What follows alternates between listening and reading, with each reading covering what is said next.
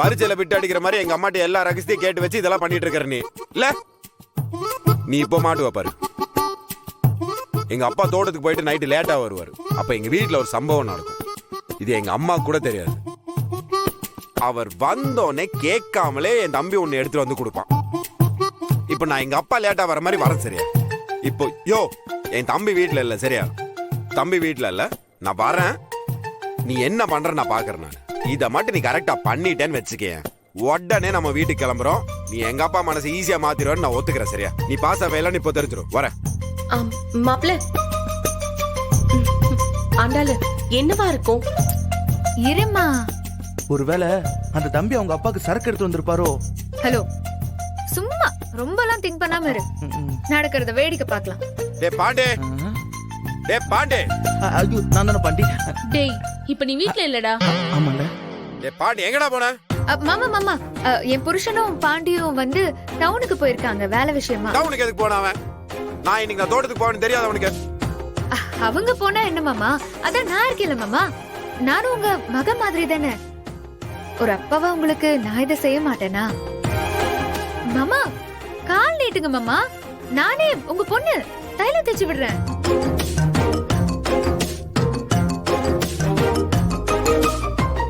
ஏய்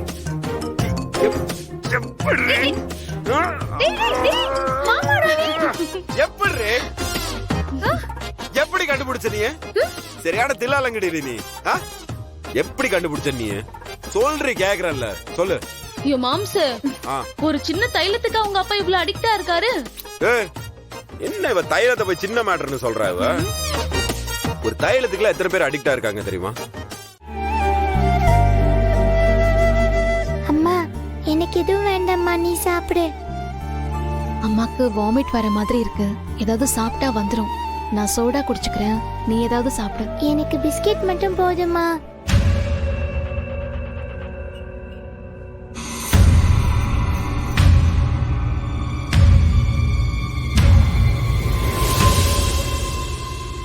சரி ஓகேம்மா, நான் அப்புறம் கூப்பிட்றேன். சிஸ்டர்,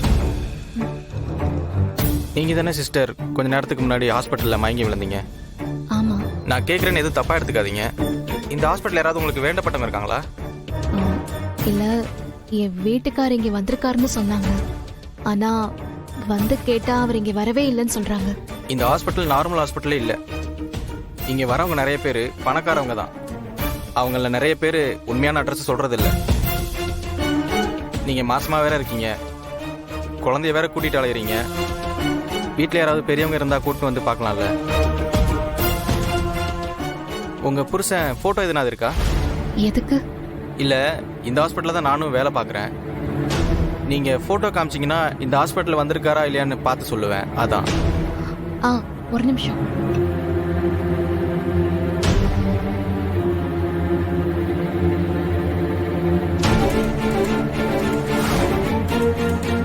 ஏங்க, இவர் இந்த ஹாஸ்பிட்டலில் தாங்க இருக்காரு.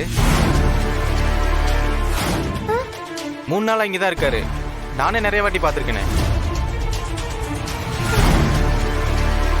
செகண்ட் ஃப்ளோர்ல தாங்க இருக்காரு. நீங்க வேணா போய் பாருங்க. தமிழ், அப்பா இங்கதான் இருக்காரா? வா போய் பார்க்கலாம். வா பாரதி, இதான் என் வீடு. என்னடா அத்தை வீடு பிடிச்சிருக்கா?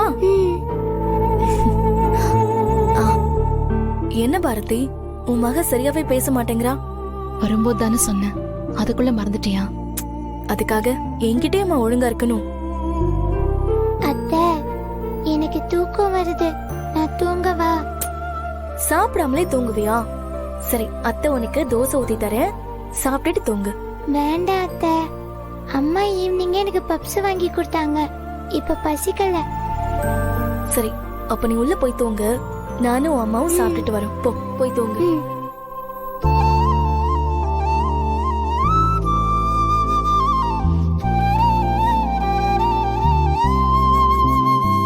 பாரதி,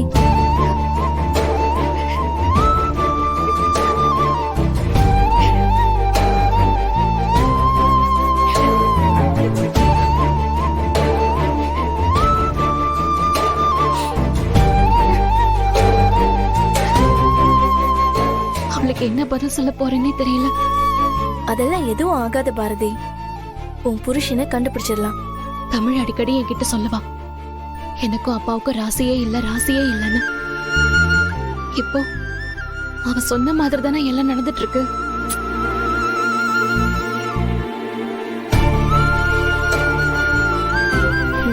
இங்க பாரு பாரதி, தேவையில்லாம ஏதாவது கற்பனை பண்ணி அழுதுட்டு இருக்காது. புருஷன் பொண்டாட்டிக்குள்ள சண்டை வர்றதெல்லாம் ஒண்ணு புதுசு இல்ல. எனக்கும் என் புருஷனுக்கும் வராத சண்டையா? அந்த மனுஷன் கோவத்துல என்ன கொலை பண்ற அளவுக்கு அடிச்சிருக்காரு. நானும் அம்மை கால தூக்கி போடலாம் போயிருக்கேன். ஆனா என்னைக்கு அவரு சிங்கப்பூர் போனாரோ அன்னையில இருந்து அவர் பேசுறதே மாறி போச்சு. டெய்லி போன் பண்ணி அழாம 2 பேரும் பேசினதே இல்லை. அப்படி இருந்தா நாங்களே இப்படி இருக்கோம்னா உனக்கும் எல்லாமே சரியாயிடும் பாரதி.